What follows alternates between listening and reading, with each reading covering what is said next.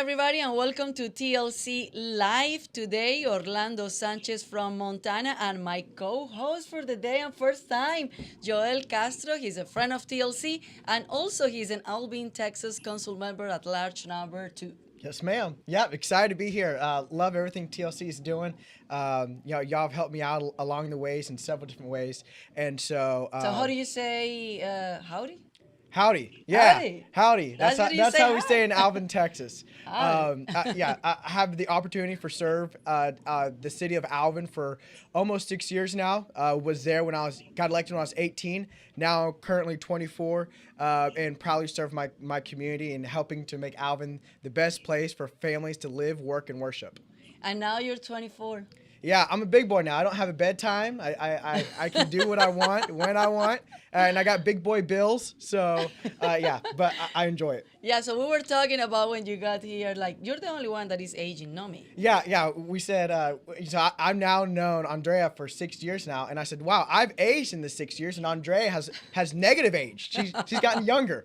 I'm getting younger and younger. So Orlando, how you been? Tell us about Montana. You just show us when off the air. You show us the big view over there in Montana, the beautiful view. Well, yeah, that's why they call it Big Sky Country. By the way, when we met Joel, when TLC got started, he wasn't old enough to buy an adult beverage. He wasn't. So I know. I'm sure that time has gone by. Are you still Mayor Pro Tem of Alvin? No. So no longer the mayor pro tem. So I Soon was to mayor soon pro to be tem for- mayor.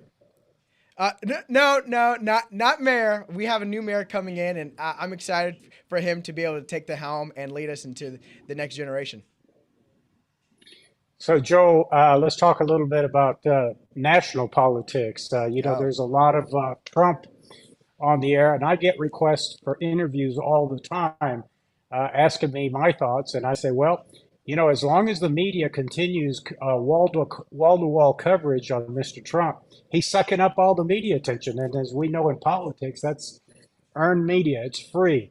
If you I think open the the media like. I newspaper, think if you the go media to likes social it that media, he's. Yeah. if you go to any of the news broadcasts, it's all Trump. And yeah. so, not surprising, the NBC poll came out the other day, and he has 70% of the primary Republican voters. How do you see it, Joel? Well, right now, how I see it, I mean, he's the only one in the race in the Republican side. Aside from Nikki Haley or there's another guy who announced. I think the polls. DeSantis? Yeah, the polls. Well, he hasn't even announced yet. Yeah. But the polls are clear that I think primary voters want to see Trump again. You hit on the head, Orlando. There's no such thing as bad publicity, right? And he's saving millions of dollars for not having to pay for advertisement. He gets his advertisement for free. The media is continuing to talk about him. We can hate the media all day long. I know. But they're going to keep on putting his face out there and promoting him. And when he was president, he was 24/7 on the news. Yeah. And then Biden came as a president, and they slowed down a little bit, but somehow they keep bringing him to the news, and I think the media miss him. Yeah. Because he was feeding the media all day long. So I think they need content. Well, I think a lot of people miss him, not just the media. The fact of the matter is, under Biden's administration, the American dream is continuing to be ruined. And if we continue 4 more years with Biden and his administration, Lord knows what's going to happen. But we do know is under the Trump administration, we had more money in our pockets. Americans had more jobs. America was more secure than it's ever been. And so people are missing what we had under the Trump administration. And I think people want to see a change. People are disappointed in the Biden administration. So you guys, your thoughts about Biden announcing again that he's going to run again? I mean, I don't know how. Yeah, I don't know when that He can barely walk. How he's going to run? But he can barely think. He can barely articulate a sentence. I don't know what makes him think that. I don't know when he's going to decide to retire. I'm sure he has pretty good retirement by this point, leeching all that money from the federal government since my mother's been alive. Actually, longer than my mother's been alive. He's been in elected office. Oh my God. Yeah, and Well, now he's the president of the United States.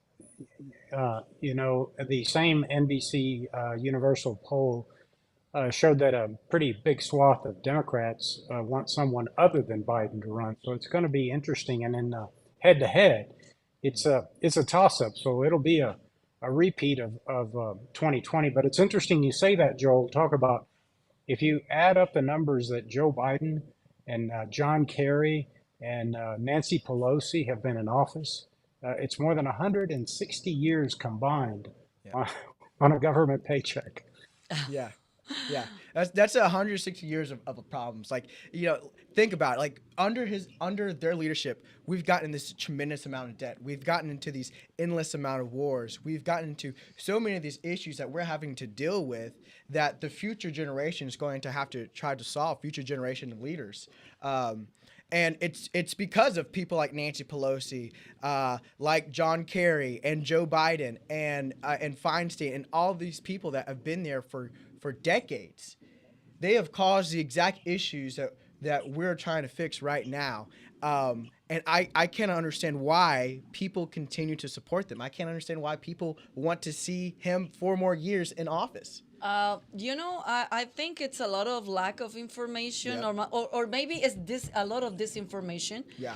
Is lack of education on the people. People are just like passing social media and they're reading just The headlines. the headlines, and they don't go really dig on the topics. And I don't know. I mean, I don't know how people are doing it these days, and also it's a lot of money from the government. Yep. And I think that's what people keeping wanted him to stay running for office or for president. Yeah. And one thing about the conservatives, how we see it, because I think you're right, is the Democrats have done a really good job of just giving giving handouts, right? Exactly. Where as conservatives, we want to give you a hand up. We want to give you all the tools that you can be able to do to be able to live the best American dream and to live the life that you think that will be best for you and your family. But Democrats for so long have just been, oh, don't worry about that. You don't need a college degree. You don't need to start your own business. We'll take care of you. We'll send you a check. Don't Keeping you down. Exactly. Yeah, Don't yeah. grow. You don't need to, you don't need to educate start yourself. Nothing. Exactly. Don't enable yourself. Well, let me jump in, Joel, because I'm not sure that you're aware that we conducted a poll of 1,200 registered Hispanic voters in Texas, which incidentally in the last 3 weeks has won 2 national awards. One was the Reed Award in Las Vegas about 3 weeks ago, and then I think last week we won the American Politics and Campaigns Award Wow. for our survey.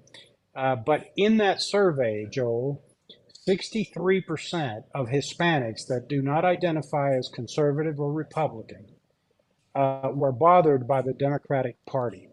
And chief among those issues that bothers Latino voters is that they see the Democratic Party as the party of handouts, el partido de los vagos, the party of the lazy. That's pretty hard to shake up.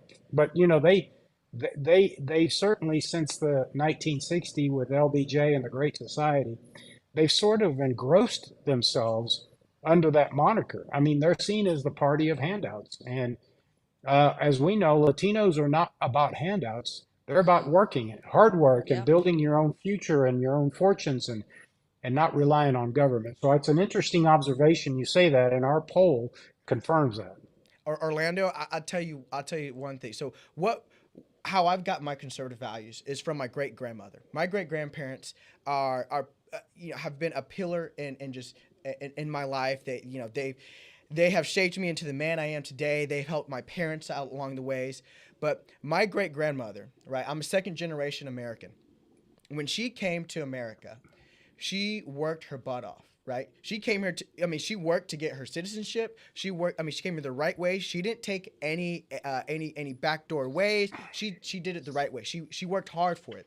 And because of her working hard, she was able to realize what the American dream was actually was. It wasn't some watered down, take it for granted that it's it's not something you're entitled to, right? It's something we're privileged to be in.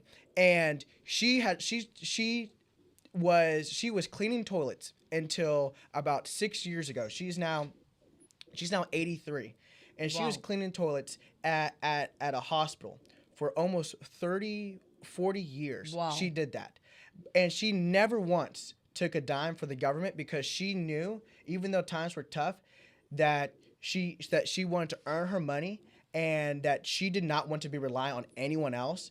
And the fact of the matter is she left Mexico because of a tyrant government, and she did not want to. She saw the effects of what big government does. Right? It shackles the people. They're not able to prosper, and so when she came to America, and ever since I was young, she instilled those values that you earn your money, you don't rely on anyone else, and especially the government. And it's because of her that really just made me the person I am today, and having those conservative values. And that poll that you told us, Orlando, that's phenomenal. My great grandmother, probably the most conservative person I know. She loves President Trump, and that's because she knows that the American dream is worth fighting for, because she came here to live that American dream, and the people on the left are just trying to ruin it. Joel, obviously anyone watching can tell there's about a 41-year gap between you and me. Uh, one of I the won't be able things to that tell I've that, always Orlando. Yeah. Right?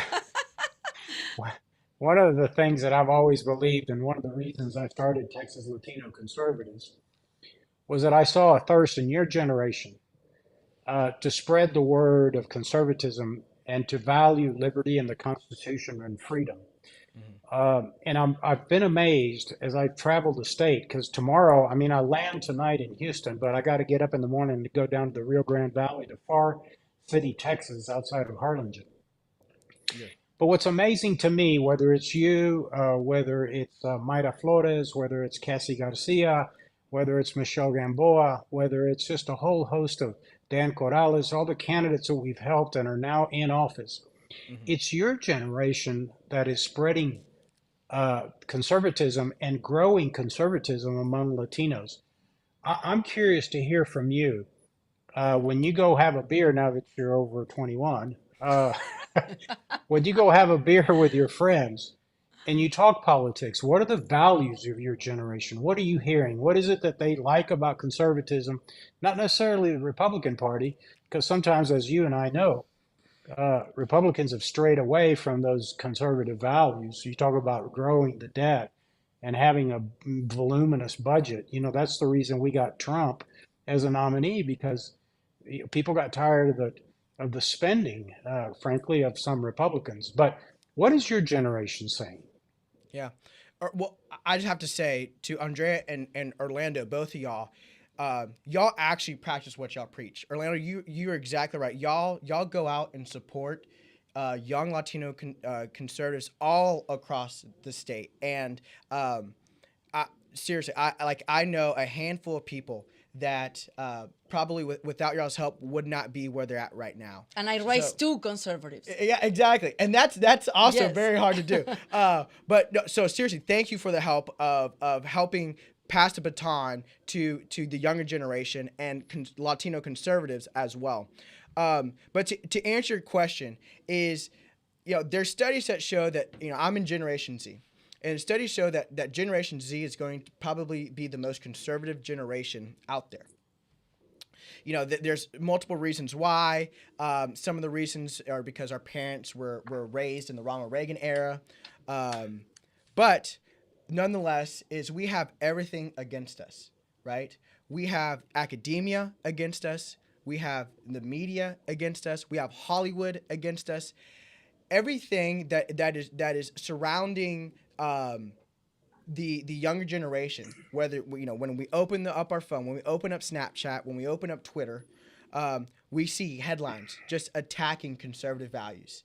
When we go to college campuses and we try to learn about just learn the facts, there's attemption of indoctrinations happening on our campuses, in the universities. and sometimes even in our K through 12 schools, people are realizing that that is not right. That our younger generation can think for ourselves. That we are not beholden to anyone else.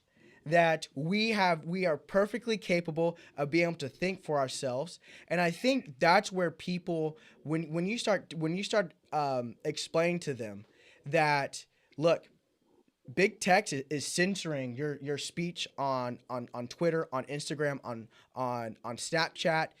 You're being censored, right? No one wants to be censored on social media, especially my generation. When you tell them, look, they're trying to make you think this way. This is how they're trying to persuade you or indoctrinate you, and you explain it to them. A light bulb turns on in their head, and they're thinking, well, what the heck what's their narrative behind this? But then also I always tell people that history repeats itself. And we've seen the rise and the rise of tyranny all throughout history. We go back, actually, especially with young people. In fact, it's always been young people to pave the path forward for prosperity, for freedom. We go all the way back to some of the apostles that Jesus appointed. They were young people. They were people around the same age as me in their younger 20s. We fast forward to our founding fathers who declared independence from a tyrant government. These people were not older people. These people were younger people in their early 20s that decided they want to see prosperity. They want to be able to try this great experiment, and they test it out and they put their life on the line, right? We fast forward even more, to Texas. Sam Houston, he got started in politics in his early 20s. He was elected when he was 24 in Tennessee. And it's always been younger people that always would pave the path forward to keep the American dream alive, to build that American dream. When we stormed the beaches of Normandy, they send young people out there to go fight against Nazi Germany. It's imperative for the younger generation right now to be able to stand up and fight for what they believe in, and to be able to preserve our conservative values and be able to preserve the American dream, and to make sure that our kids and other future generations will be able to live in a better country than what we were raised in. Because we should always leave stuff better off than how we found it. How do you deal with the challenge of social media? You've been talking and I've been hearing you, and you named social media several times. Yeah. And you were saying about Snapchat, Instagram, this.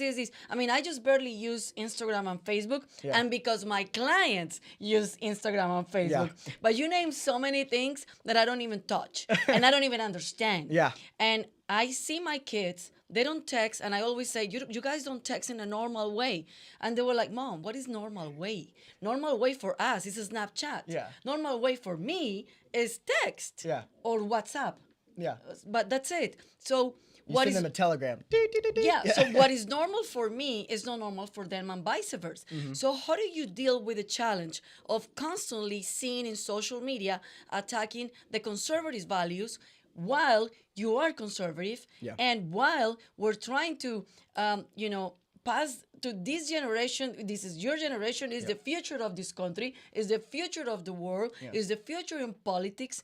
And that's something, is a gap of disconnection, because Orlando and I can do so much to try to promote the conservative values, but in your generation, you guys see different, and you guys consume things different, and you guys perceive things different. So how do you deal with that challenge?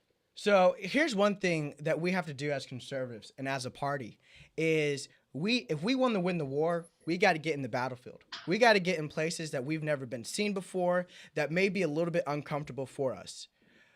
And I think one of those realms is social media. The left is all over social media. They're posting. They're trying to reach out to the younger generation, and the fact of the matter, manipulating. Manipulating, indoctrinating. The fact of the matter is younger people don't really vote that much, right? But I'll tell you what, they will use their voice like a son of a gun, and they will also become voters one day. They will realize that they need to start voting, but it starts off right now, and so we have to be active in places that they're active. We have to preach our message, preach the gospel in places they are at. We got to evangelize and proselyte where they are at. We have to meet them where they are at, and share our message consistently and beat the drum. Because what we know is what our message is truth. Our message is what's really going to save this country. And there's you cannot hide from the truth, right? And so majority of people are going to be able to adhere to this message and be able to acknowledge it, and then be able to turn on the light bulb, just like so many Latinos down in the border, right? We're seeing more and more Latinos and young Latinos, vote Republican and run for office and even get elected, right? This was never a thought, but it's because we went in places that we've never been saw before. We went into the battlefield. yeah. That's the number one Also, question I get from Republican county party chairs is what can we do to reach out to Hispanics? And I always say, get involved in the community. Yeah. Go to their churches, go where they worship, go to the grocery stores, go to their social functions. They're no different than anyone else. Andrea, do we have a guest coming on today? And yeah, if we not, were supposed uh, to have Daisy Palomo. She is running for okay, Carrolton City Council Place 6. But she texted me that she got cut off with work and she's supposed to join us at 11:20, and she's not yet okay. here. But let's talk about Well, the well, election wait, that let is me coming just up is May hang on. 6th. Hang on real quick before that. I'm going to let you and Joel finish the conversation because obviously I've got to get out to the airport and get back home. So, Joel, good to see you. Thanks for filling in. I Of really course. appreciate it. Keep up the good work. Keep spreading the message. You're a real leader. I mean, you started when you were 18 and you're still at it 6 years later. So we need more Joel Castros out there. Andrea, I'll see you in the morning, provided that all goes well with Southwest Airlines. Uh, hopefully, everything comes good with that. Hey, Orlando, safe travels, and also thank you for all your support. And thank you for your kind words. But to be honest with you, there's no way I could do it without people like you supporting. So thank you. Well, thank you. We're delighted. All right, you guys, we'll catch you soon. All right, see ya. Okay, bye. So before I want to ask you so many things about Gen Z because my kids are also Gen Z. Yeah. They just turned 18. You met my son. Yep. I don't know if you met my daughter, I don't think I but have. I'm sure you met my son, Yep. and they're twins. And I always say that they're twins. They just turned 18 last week, and we were going through the website to renew the driver license. Mm-hmm. So there were, a couple of questions that they ask you, and you just recently went through that like 6 years ago. Yeah. And they ask you if you want to vote. Yep. And they were like so excited about that question. Like, of course we want to vote. And they can't wait to go vote, to go and out and vote for conservatives. Or in this case, Republicans. Yeah. I mean, let's call it the way it is. Yeah. And they were so excited. And of course, there are very particular and special kids because they born from a journalist mom, Mm-hmm. and it just happened that the mom also is in politics, or I just talk about politics. I'm involved in politics. I know politicians like you and Orlando, so they grow with that. But no, that's not the case for all the kids. Yeah. So my kids are they're very aware. They're more educated about the topic. They're involved in Turning Point USA, Oh, great. like you. Yep. Yeah. So my son just became a president of a chapter. Good. My daughter and also president of a chapter.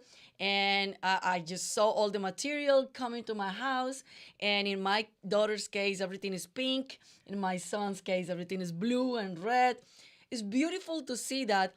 But of course, they have a mom like me. Mm-hmm. Not everybody has a mom like that. So I guess when it's the big challenge Yep. on the big challenge of your generation to get that information, and I bet your mom is pretty much my age. So Yep. tell me about the moms that is my generation, and we are moms like more tends to not staying home. We're like professionals and also moms. Yep. So my generation are more tends to be that kind of a woman. Yep. So are this generation of parents, which is my generation, are doing their job and passing the conservative values to the kids? Yeah, I think. Because you talk about your grandma, Yeah. but I want to hear about the moms and the dads. So I'll tell you what. My mother actually voted for Obama. She voted for Obama. Now, my dad's always been a conservative, but my mother voted for Obama in 2008. But then she realized that Obama was probably one of the worst, aside from Joe Biden now. But at the time, Obama was. But they were team up. Oh, yeah. Now, So yeah. it kind of like the same. Yeah, now Obama's still Yeah. he's still running the show. So yeah, so I mean she voted for Obama, but she realized that was the wrong decision to make because she didn't vote based off of policies or based off of stances. She voted, to be frank, based off the color of his skin. She thought it would be cool to have a Minority. a first black president. And let's be honest, Obama speak amazing. Oh yeah, phenomenal speaker. I mean, the dude could tell you the world's So burning. it's just like and it's people like a music yeah, to your ears. So Yeah. like okay. yeah. But when she realized that that Obama was wrong for America and that Democrats were wrong for America, she spoke up. She started telling us about why this wasn't the case. And so to answer your question, are parents doing their job? I think yes. What you're doing is phenomenal. But what's even more important and what your kids are doing is to make sure that they relay their conservative values. To not be scared of what their teachers are saying. To not be scared of other Social media or the false narratives that conservatives are beholden to. Like Democrats, we say we're a Republican. Democrats say, oh, well, you're a racist, you're a bigot, you're X, Y, and Z. And so what that does is just it makes most people say like, shoot, I don't want anyone to know I'm a Republican. I don't want anyone to know I'm a conservative. Yeah. But that should be the contrary. Yeah. We should be able to say, no, you're wrong. Be proud. Yeah. Be proud of that. I'm a proud Republican. Yeah. Or proud conservative. Yeah, proud conservative, whatever it may be. And I'm nowhere near racist. In fact, I want to make sure that all Americans, no matter the color skin, are be able to flourish, right? And so we have to make sure that people like in my generation do not cave to peer pressure and the narrative. And so what parents should do is to be able to make sure that their child feels empowered. Make sure that their voice is empowered, because the fact of the matter is when we go in and we talk and we start speaking to other people about our values and about what we believe in politics, we're going to get a lot of pushback. There's going to be a lot of people that are going to try to hate on us and to berate us. But what we have to do is not cave into that and to stand firm in our principles.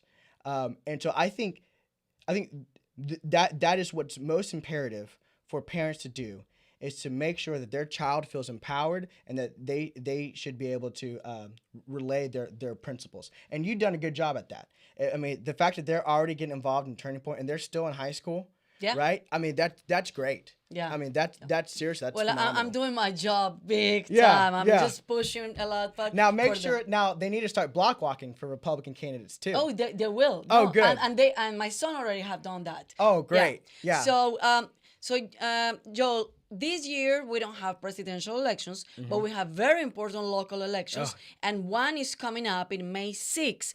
Actually, Monday start the early voting. Yep. And we have now joining us our guest. She is Daisy Palomo. She's running for Carrolton City Council Place 6, and her election is coming up on in May 6th. And early voting was still this week in early voting. So I know she was caught up a little bit with work, and I think she's in her car, but she is here with us. So, Yes. Daisy, I met you a Hello, couple of Andrea. weeks ago in Dallas, and thank you so much for reaching out and for have the time to be with us at TLC Live, and tell us about your campaign and about why you decide to run for office. So welcome to TLC Live.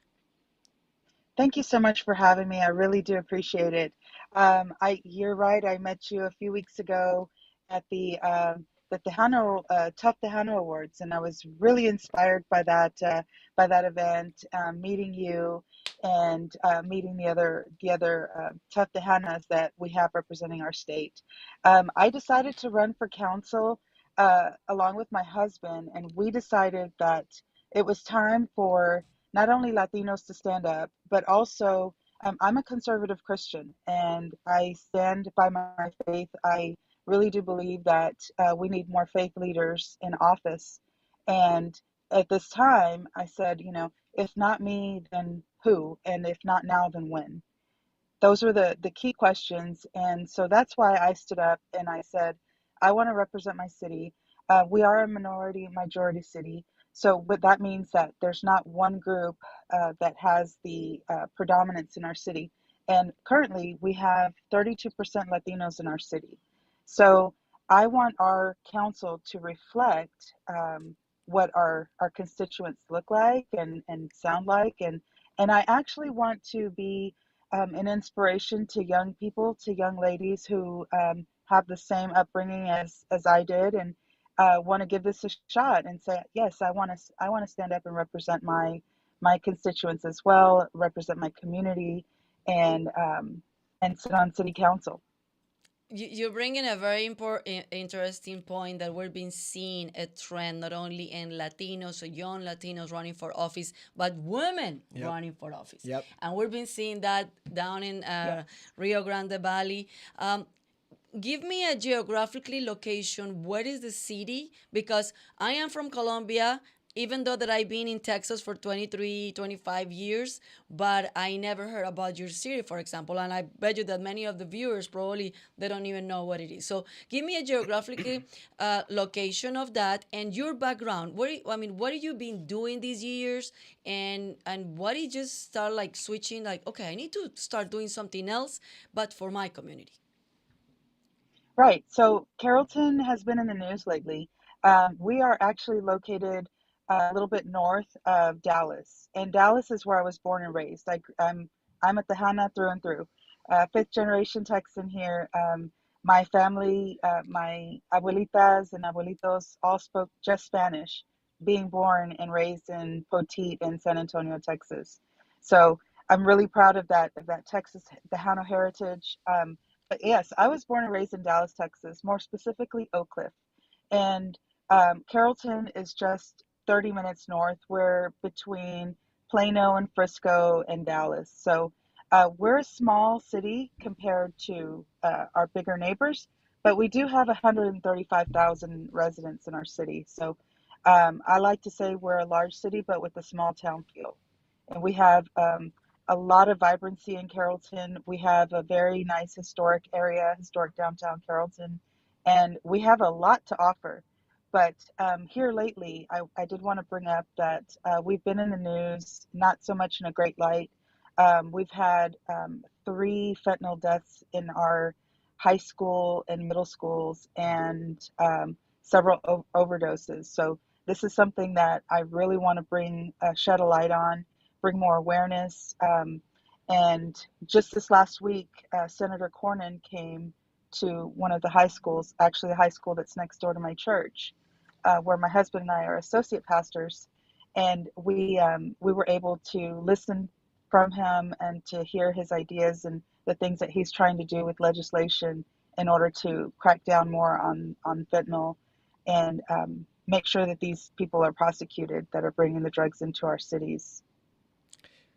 Yeah, jump in that topic because this is been Yeah. going on everywhere. Yeah, Daisy, I'll tell you. I don't know if you heard in the beginning. So I serve on city council down in just south of Houston, and we're seeing an increased amount of fentanyl on the streets. I think everyone's seeing an increased amount of fentanyl. I saw something that fentanyl, if it's not the biggest killer, it's one of the biggest killers in the younger generation. Yeah. Um, and the fact of the matter is, it's because of the open borders, right? Joe Biden. Absolutely. Honestly, God, it's not a political talk. It's the facts that the cartels they're pouring fentanyl in our streets and killing Americans. And killing And our Killing our kids. youth. killing our kids in Carrolton, Texas. That's a shame. That shouldn't happen. But I can tell you what we need to do on a council level, and especially you, Daisy. When you get in, we have to make sure that we one support our police officers, right? But that we Absolutely. increase their capacity, and so they are able that because a lot of times and that our police officers are more they're so busy they're not able to be proactive, right? And so that's why we need to be Right. able to add more police, add to our force to restore law and order, right? So we can be able to go into these schools, to go into the community and be proactive and fight this fentanyl and this drug trafficking nightmare before it kills any more of our citizens, any more of our children. And This stuff should not be happening. absolutely. But not only Right. that, I've been seeing on the news every single day more and more teenagers Yeah. committing a crime and also being victims of the crime. I mean, this morning I was watching the news and it was 2 days in a row, one 14 years old and another 17 years old being shot just because they were one he was driving, the 17 years old was driving by Greens Point and got shot in the head, and the other one 14 years old, he was sitting in a car talking to his friends and he got a bullet, he shot, and his friends abandoned him. Terrible. So I mean, and every single day, it's like our kids, 14, 15, 16, 17. I was like, what is going on with these, I mean, young generation and kids, teenagers being involved in crime? I didn't see that before. It's scary. I think a lot of that has to do is we're not punishing people for their crimes anymore. Yeah. We have woke DAs like y'all do in Harris County. Yeah. Daisy, what county are you in? I'm actually in Dallas County, but Carrollton covers Dallas and Denton County and a Okay. small portion of Collin County. So Yes, y'all got we're a pretty actually woke in the DA in Dallas County, right? We do. And Yeah. our district attorney right now, John Cruzo, he is, we call him Let Him Go Cruzo because our Carrollton police officers are working hard. They're arresting these people and sending them down to Dallas County, and John send them right Cruzo back is out. letting them go. Yep. Yeah, he sends It's them right back out. that is a huge problem, and this should not be a partisan issue at all. This is It should not. strictly a public safety issue. Absolutely. And we're allowing these woke liberal DAs to allow criminals back on our streets and to continue to murder and rape. Yeah. It's disgusting. It really is. And the fact of the matter is because of that, our police officers, the morale, because they're going to work hard, right, to make sure that they put criminals in jail, right? They're going to do their job to arrest these people. But when you have when they do all that work, because they arrest someone, then they have to do hours of paperwork. When they arrest them and they get they put them in jail, whether it's the city jail or county jail, and then that DA comes in and drops charges or let him out at a zero out bond, right? That is, I mean, what's why would they want to do all that work, right? Would you guys consider, you guys both from a small town, would you guys consider your town conservative? Yes, ma'am. You do. You do, Daisy? Yes, and we want to keep it that way. That's right. because it's very difficult from, both of you live in a small cities, but they're so close to the big cities Yeah. that they are Hmm. completely the opposite. Yeah. Well, Are you guys afraid that this wave it's getting is gonna hurt somehow your small towns? Because it's growing. I mean, the community, the population is growing. yeah. I tell you, one of my concerns, and I think we're starting to see it in Alvin, Texas. We're seeing some Houston level problems. We're seeing some things that should not be happening in our town. But again, that's why it's so imperative to elect conservative council members that stick to their principles and be able to stand up for what's actually right. That's why it's imperative to elect people like Daisy that will do what is right for the citizens, even though when it may not be the most popular. But we got to keep our community safe first and Yeah. foremost. We have to make sure that if I had a saying when I was running for office is I want to make sure our streets are safe so your child can walk to school. I walked to school when I was young, and that's because our No streets. long time ago. Yeah, No long not time not ago. too long ago, not too long ago. But that's because my parents felt safe. We were in a safe neighborhood. Yeah. You know, there was no worries of something bad happening. But there's a lot of areas where that's no longer the case. Because what I've been seeing, and I live in Houston, I've been seeing a lot of people from big cities are moving to small towns, running away from this violence, running away from the crime, that everything that is going on in the big cities. But somehow I'm be seeing that because the population keep growing, Yep.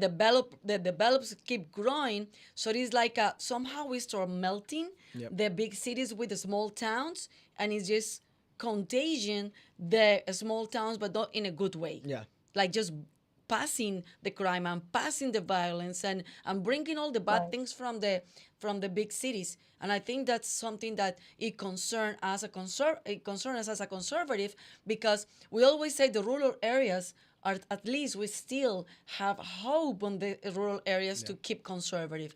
But I don't know till when. Well, and Daisy, I'll let you hit on this too, but this is what I think is important. So I want people to come to our city. I love Alvin. I think heck, I think everyone should live in Alvin because it's really I'm proud of my little town, and so I want to be able to have people to come live and be an Alvinite.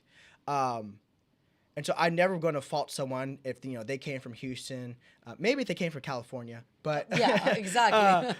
we'll give them a hard time, but then we'll bring them on in. But that's why it's so important that council and city leaders and civic organizations work together to be able to cultivate a community that has that small town feel. I told someone a while back because they were concerned about the city growing, and I said, look, we have grown from this person was born in the 70s, and so I said, in the 70s and 80s we have grown way more than where we're at right now, and we're still be able to keep that hometown feel. And I'm an adamant belief that hometown feel is not about the quantity of hearts in Alvin, but the quality of hearts in Alvin. And so as long as we cultivate the environment of making Alvin family friendly, business friendly, to make sure that people are able to be able to raise a family, grow a business, and worship. That's what's imperative, because when we do that brings in people who want to be able to give back to their city and live in a really good place. Daisy? That's a very good point, Joel. Yeah, I feel the same way. Carrollton, everybody who comes here stays here. I Yep. moved here 15 years ago from Dallas proper in order to raise my family. My husband and I have a blended family, and we do have 7 children. Yep. Yes, 7. Wow. And yes, That's and a they're lot all for young Christmas. adults. And yes, we take them on trips. We do more experiences than actual gifts. We think that That's lasts a lot awesome. longer. Well, you can invite me to the next Yeah, trip. so absolutely. I actually work for American Airlines, so it's great. Great benefit for us is our flight benefits, and we utilize that quite a Oh, bit. great. But back to Carrollton, I am endorsed by first responders, and it's a great city. Carrollton, we take pride in everything that we have and what that we offer. But our first responders, our police and fire associations have endorsed me, and this is because I put public safety at the paramount of every single initiative that I will propose. Da- Public safety, if it, just like you mentioned, Joel, if we can't have our children walk to school safely, then what are we doing? yep. We need to make sure that safety is paramount in everything that we do. And that's not just where we live, but also where we worship, where our children go to school. Safety needs to be paramount, and it'll be ingrained in everything that I vote on as a council member when I'm on city council.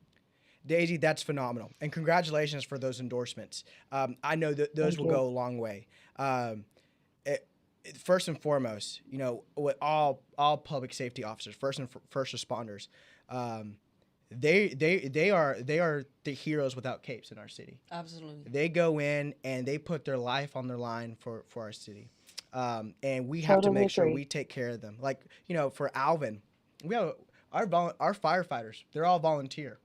Wow. They go in Yeah. and they go into these fires, and they're literally putting their life on the line Wow. because they care about our city, because they want to serve our city. That's incredible. And That's the beauty of a small town. yeah. Everybody is like one family. Oh, you're exactly right. That's something I Yes. love is there are so many people that I see throughout the city that I went to kindergarten with. And now we're grown up, and we have, some of us have families and are married. Some of us are out, having really good jobs, and it's really nice to be able to know your neighbor, and to be able to go to the store and see people and just Yeah. ask about It's, how it's how a their big family's doing. disconnection here in the big cities. Yep. But Daisy, call to action. Tell us where we can find you, how people can support you, and quick, just describe your issues and remind us about the elections day. Okay, very good. So, again, my name is Daisy Palomo, and I'm running for Carrollton City Council, Place 6. Now, our early voting started on Monday this week, and will go through this coming Tuesday. And then Election Day is Saturday, May 6th. The way you can support me is please go and vote. Please share with your friends and neighbors who live in and around Carrollton to get out and vote. One of the things that I really want to iterate here is public safety is obviously my top priority, but we also have infrastructure and maintenance. And in our city, we've lowered our property tax rate for the ninth year in a row. And we are continuing to lower those property taxes to give our residents some relief, because we know that inflation is skyrocketing, and the cost of living is just going up and up. So we want to make sure that in our city we're taking care of our residents in that way. Um, you can also volunteer for me at the polls. I need lots of smiling faces, poll greeters, um, to greet the people who are coming out to vote. Um, and one thing that I wanted to talk about today on TLC Live is that I really want to um, lift up our Latino communities and say, your voice matters. I'm here to represent you. I'm here to represent all of Carrollton, but most specifically the people who are underserved, and probably, as Latinos in our culture, we don't like to speak up. We don't like to complain about anything. We take everything as it's given to us, and we're just happy to be in this country, happy to be in the United States of America, living the American dream. But I'm here to tell you that if you could stand up, get out there and vote, your voice will go a long way. Your vote counts, especially in these local elections, more than any time. And I'm so proud to be on this show with you guys. Andrea, Joel, you've been great. Thank you so much. Well, Daisy, I also want to add for the folks that are not in Carrollton, what's also really good support is prayer. Uh, Politics isn't easy, Daisy. I'm sure Absolutely. especially in local politics, it can be tough. So Yes. kudos to you for stepping up and going on a limb and wanting to serve your city. That is Thank amazing you. in itself. And so I'll be sure to keep you in my prayers. And if there's, if I can make some phone calls, you let me know. I'll be happy. You send me a list. I'll be happy to make some phone calls for you. I also want to say, Daisy, just a piece of advice. When you get on council, make sure that, and I know you will probably already do this, but I make sure I tell everyone this. But don't be a rubber stamp. Sometimes people tend to forget that we work for the taxpayers and not city staff. And so Right. make sure you always Good do point. what's best for the taxpayers, and that's continue to cut taxes. I would, increase homestead exemptions, but more or less, or nonetheless, do your research and never be a rubber stamps and never be afraid to ask questions. Absolutely. Thank you so much, Joel. Of That's course, great. Daisy. Good luck to you. Daisy, thank you so much. We're Thank you. looking forward for you to talk to you after the elections and to start your new journey as a council member. Thank you so much. Thank you. You guys. And also, when it's not only that city, but in all Texas, we're in the cities, we're gonna have a school district board members elections and also council members elections. Yep. And those are the elections that we always keep saying and highlight that those are the most important ones. Oh yeah, yeah. Those are ones that affect you the most. Yeah. They have a daily effect on your life is school board and city council. Another thing that a lot of the local elections are having are also bond elections. So these Oh, yeah. elections that will issue debt and could potentially raise your taxes, more than likely raise your taxes. But some of them, you should do your research on the elections in your area. Bond the propositions. Bond propositions in your city. Make sure you get out, do your research, and make the best decision that you think is best for you and your family. That's very important. So we have 5 minutes. I wanna before we go off the air, we wanna close this show talking about your experience not only in Texas Latino Conservatives from the moment that we started 6 years ago when I Yeah. met you, and then Leadership Latino, which is our organization under TLC, Yep. that we help people and we teach people and educate how to run for office, how to participate in the political field. So tell us 6 years later how TLC and Leadership Latino it's been or represent for you in your in your political life. Yeah. I'll tell you what, Leadership Latino has given me a lot of tools that it's essentially like a toolbox, right? And y'all provided me that toolbox, and with those tools taught in Leadership Latino, I'm able to use those tools to whatever's best. I remember vividly the press session when we're put in front of camera and Orlando just grilled us. And I remember thinking like, oh crap, like, he just came at me with a curveball, but it was a completely valid question. And I just didn't know how to answer. And Orlando was like, well, that was a bad answer, but we'll work on it. And he gave me pointers, and y'all were so patient with every single person there. And y'all really met them where they're at in their development, and really just helped them find their best potential when it comes to being a candidate. And so there's a lot of things in Leadership Latino that I use when I'm out and about. When I'm talking to people, when I'm in a council meeting, when I'm doing these style interviews, when I'm on stage giving a speech. Leadership Latino provided me a lot of opportunities that I would not have been able to learn. I would learn through the school of hard knocks. But because of that, because of Leadership Latino, I did not have to go through that. Y'all really gave me the tools to be able to be a really good vessel. Another thing is the tools that you equip me with is I'm a big proponent that I don't want to be the only young guy. Like, I want more young conservatives involved. I want more young conservatives elected. And so one of my missions is to be the resource that I wish I had when I first ran for office. And the tools that y'all equipped me with in Leadership Latino, I'm able to relay that to other people and say this is probably what you should do. You should think about this, and help them become the best candidate they can be. And I can tell you the big improvement from the first time that I was doing videos for you and with you. I remember we were like doing videos in the first office that we have. I know. You, Michelle Gamboa, and I was like, coaching you guys. And look at you now. Yeah, it took a lot of takes. There was tears shed in that one. Not from me, but I remember that.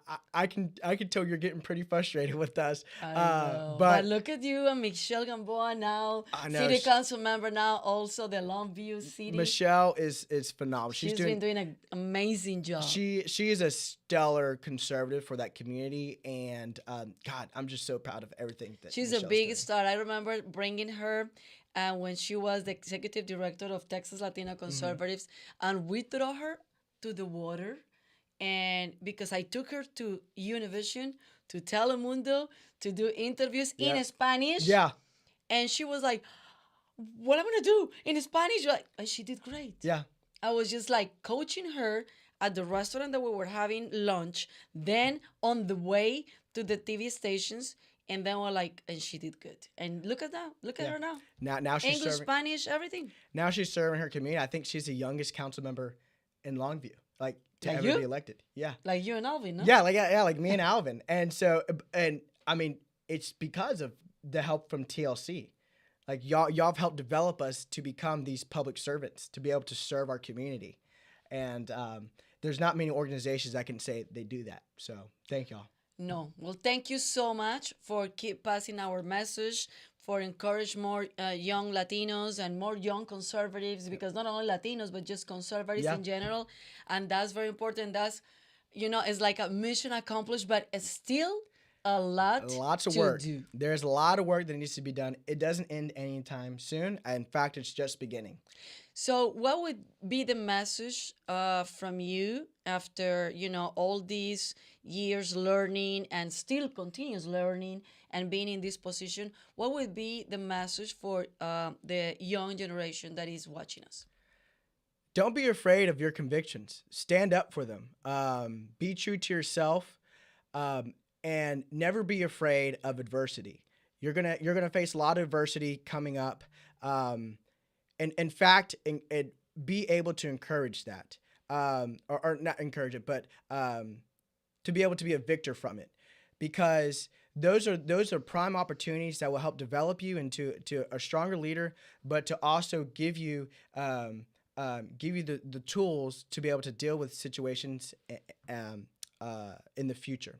And so, the piece of advice I can give you is stay true to yourself, be convicted, and never be ashamed of your thoughts, And your values. and your values, and be consistent. Also, keep on beating that drum, that conservative drum of that conservative message. There's sometimes you may think that you're talking to a brick wall, like we got behind me, but sooner or later that message will stick. Someone will hear it, and you'll be able to switch that vote. You'll be able to switch that person, which is going to be a generational switch. Their children they're going to raise them with the conservative values that you taught them. And so that's the advice I can give. And to close and add to your comments, I will pass this to the moms and the parents of this generation, like me, that I just have twins that they just turned 18, and your mom that you just turned 24. But this generation, we have also a big job to do. We have a lot to do, because it's depend on us if these kids continue with the values, conserve the values, and we have a big responsibility in this society, because these kids are the future of our country, the future of the world. So that's why parents, we have a big responsibility, not only talk about the values, but bring the values and take them to church, take them to vote, teach them what is important in life, and don't let them just lose in social media and the world that we live in these days. Yeah, and let me add on to that. The most important piece of advice is for younger people to never be afraid to learn. Yes. Never act like you know everything. You know, Oh, yes, please. You you don't know what you don't know, right? And don't be afraid to say you don't know. Take advice from people of from leaders from the past or current leaders. Be a vessel of just knowledge and just soak up everything that you can get, and just every day I'm learning something new. Never be afraid to learn.